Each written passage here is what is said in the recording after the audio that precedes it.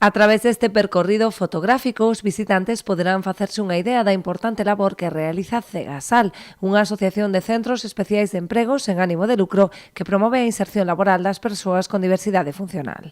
Unha asociación de centros especiales de empleo de Galicia, estamos compostos por 34 centros especiales de empleo multisectoriales.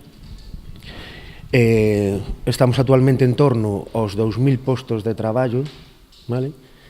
E, bueno, prevemos a creación de máis postos de traballo nos vindeiros anos e de novas iniciativas.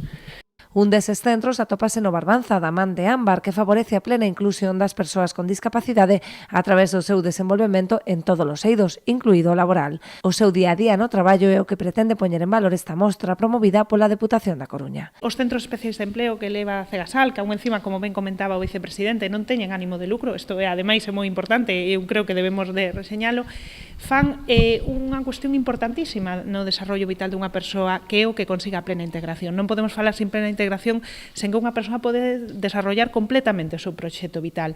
Ese proxecto vital, evidentemente, pasa tamén por incorporarse ao mercado laboral. Eu creo que un pouco o que busca esta exposición é poñer en valor o mundo laboral, non, das persoas con discapacidade. E creo que é moi positivo que este no noso concello, porque, bueno, creo que non é unha asociación moi coñecida e así pois é unha maneira pois de dala a coñecer, que creo que é o máis importante quizá desta exposición.